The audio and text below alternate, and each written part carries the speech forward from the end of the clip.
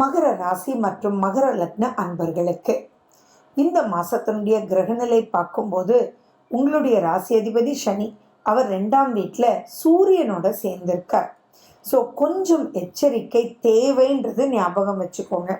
ஏன்னா இது குடும்ப அமைதியை ஃபினான்ஷியலாக வரக்கூடியது உங்களுடைய வாக்கினால் பிரச்சனையை ஏற்படுத்திடுவீங்க. எப்பயுமே சூரியன் சனி சேர்ந்து இருக்கும்போது கொஞ்சம் எச்சரிக்கை தேவை.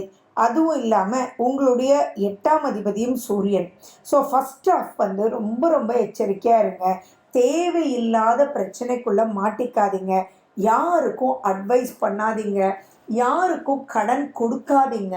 கடன் கொடுக்க வேண்டியவங்களுக்கு டிலே ஆச்சு, அதாவது நீங்கள் வட்டி கொடுக்கணும், கடன் ரிட்டர்ன் கொடுக்கணும் அப்படின்றது டிலே ஆச்சு அப்படின்னா தயவு செஞ்சு 4 நாளைக்கு முன்னாடியே கால் பண்ணி, சார் இப்படி பொசிஷன் இருக்குது சார், நான் உங்களுக்கு இந்த தடவை மட்டும் ஒரு 4 நாள் தள்ளி தரேன், அல்லது நீங்கள் 10,000 கொடுக்கணுன்னு இருந்ததுன்னா ஒரு 2,000 மட்டும் இப்போ கொடுக்குறேன் சார், அப்புறம் நான் கொடுத்துட்றேன். So it is called pre planning. ப்ரையராக நீங்கள் சொல்லிடணும்.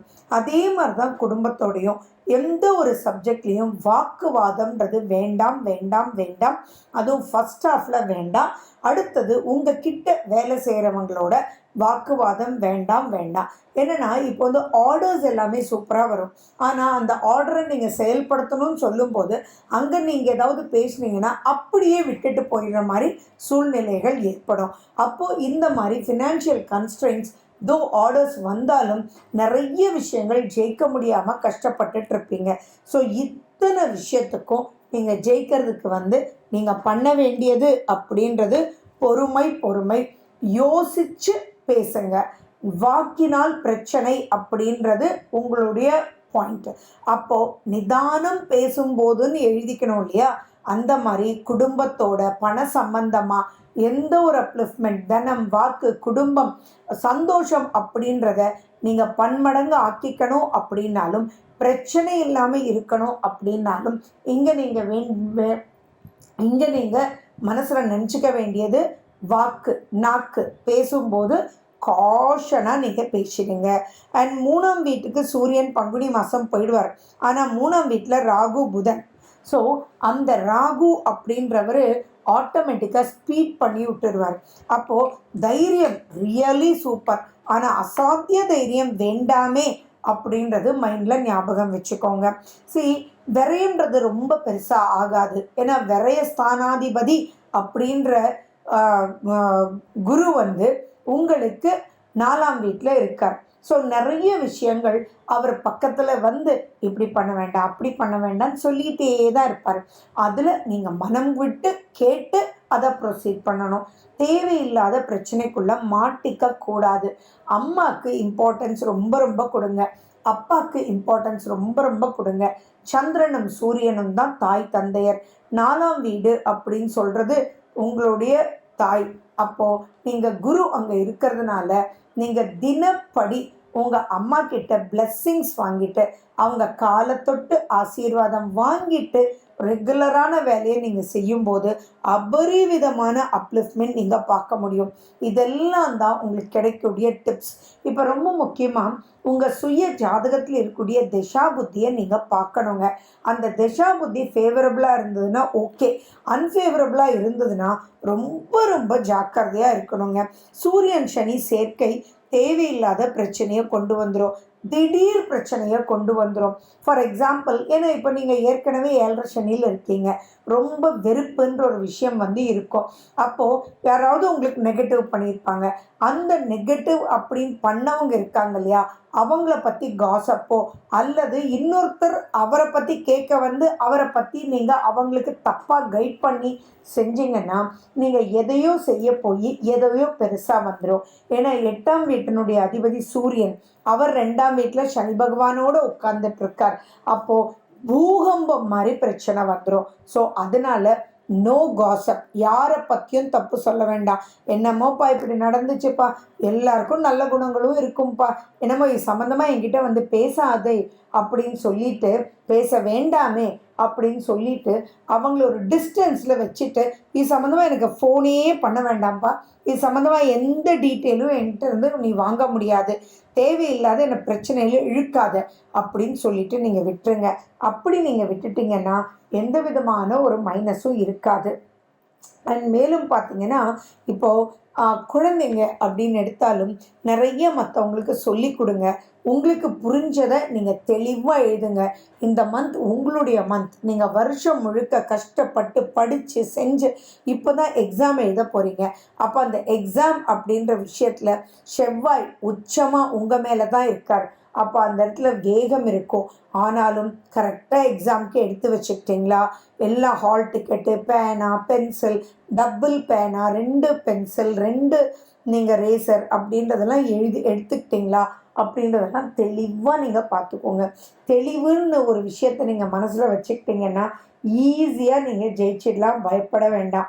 ஏன்னா இதில் தெளிவு மட்டும் விட்டுட்டிங்கன்னா, பயந்துட்டிங்கன்னா, அல்லது யாரையாவது பின்போக் பண்ணிட்டீங்கன்னா அவங்க ஆட்டோமேட்டிக்காக மைனஸ் பண்ணுறதுக்கு வாய்ப்புகள் இருக்குது.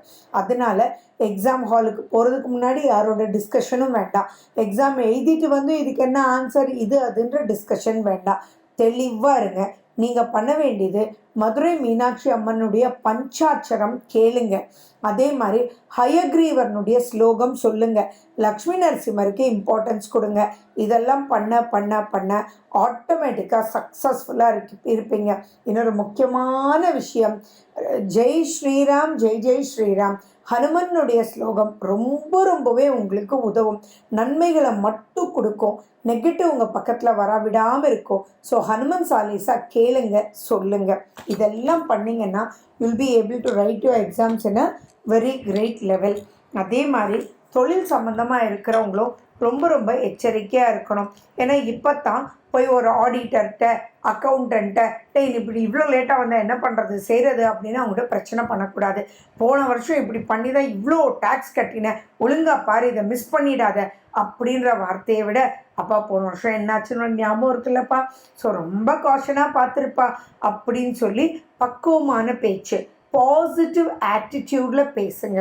இதை நீங்கள் பண்ணிங்கன்னா எந்த ஒரு மைனஸும் இருக்காது. ஸோ இதெல்லாம் உங்கள் குலதெய்வத்தினுடைய வழிபாடு ரொம்ப முக்கியம். சனி பகவானுடைய பிரார்த்தனை ரொம்ப முக்கியம். ஹனுமனுடைய ஆசீர்வாதங்கள், ஹனுமன் கோயிலுக்கு போகிறது, வெற்றிலை நிறைய யூஸ் பண்ணுறது, உளுந்து நிறைய நீங்கள் சாப்பிட்றது, இதெல்லாம் உங்களுக்கு பெரும் பலத்தை கொடுத்து சூப்பராக இந்த மார்ச் மாதம் எல்லா விஷயத்தையும் ஜெயிச்சுட்டு வந்துடுவீங்க. நான் சொன்ன சின்ன டிப்ஸை மட்டும் ஃபாலோ பண்ணுங்கள். சுய ஜாதகத்தையும் நீங்கள் பார்த்துக்கோங்க. அண்ட் மேலும் மாத பலன் எவ்வளவு இம்பார்ட்டன்றது உங்களை மாதிரி ஆட்களுக்கு தான் இது ரொம்ப புரியும். ஸோ இதையும் நல்லா மனசில் வச்சுட்டு ப்ரொசீட் பண்ணுங்கள். மார்ச் 2024 விசேஷ நாட்கள். ரொம்ப சந்தோஷப்படுறீங்க. அது எனக்கு ரொம்ப உற்சாகத்தை கொடுக்குது. அதனால தான் ஃபுல்லாக மாதத்தோடு உட்காந்து எழுதி உங்களுக்கு அனுப்புகிறேன். உங்களுக்கு யூஸ்ஃபுல்லாக இருக்கும் அப்படின்போது ரொம்ப மன நிறைவை கொடுக்குது. சரி, எப்போ சஷ்டி விரதம் இருக்கணும் அப்படின்னா 1/15/31, அஷ்டமி 3/17ஆம் தேதி, நவமி 4ஆம் தேதி, 18ஆம் தேதி, 5ஆம் தேதி ரொம்ப முக்கியமான அருமையான வாஸ்து நாள், செவ்வாய்க்கிழமை. வாஸ்து பண்ண வேண்டிய நேரம் 9:42 to 11:12 AM. யாரெல்லாம் அன்றைக்கி வாஸ்து பூஜை போடணுமோ அவங்க எல்லாம் இந்த நாளை சூப்பராக யூஸ் பண்ணிக்கோங்க. வாஸ்து அப்படின்னாலே பூமி இல்லையா, அது செவ்வாய்க்கிழமை நாளில் வர்றது ரொம்ப விசேஷம். ஸோ இதை யூஸ் பண்ணிக்கோங்க. 6ஆம் தேதியும் 20ஆம் தேதியும் ஏகாதேசி, 7ஆம் தேதி ஸ்ரவண விரதம், 8ஆம் தேதி மகா சிவராத்திரி, 10ஆம் தேதி அமாவாசை, 13ஆம் தேதி சதுர்த்தி விரதம், 14ஆம் தேதி காரடையான் நோன்பு, ரொம்ப முக்கியமான நோன்பு, 15ஆம் தேதி கார்த்திகை விரதம், 22ஆம் தேதி பிரதோஷம், 25ஆம் தேதி பௌர்ணமி, அதே 25 பங்குடி உத்திரம். ரொம்ப முக்கியமான நாள். முருகனுடைய வழிபாடு. அனைத்து விஷயங்களையும் முன்னாடி இருந்து நமக்கு தளபதியாக இருந்து காக்கக்கூடிய முருகனுடைய பங்குனி உத்திரம். 30ஆம் தேதி 14ஆம் தேதி பஞ்சமி, 28ஆம் தேதி சங்கடஹர சதுர்த்தி. ஸோ இதை நீங்கள் கேட்டுட்டு நீங்க என்னைக்கு விரதம் இருக்கணுமோ அதெல்லாம் நோட் பண்ணிட்டு காரியங்களை நீங்க ஸ்டார்ட் பண்ணுங்க. வெற்றி 100% நிச்சயம். எப்படிப்பட்ட விஷயத்தையும் நீங்க ஜெயிக்க முடியும். இது உறுதி உறுதி உறுதி. மேலும் விவரங்களுக்கு பஞ்சரத்னா gems number 33 7th Street, Tata Bath, Coimbatore. Phone number 9842266555.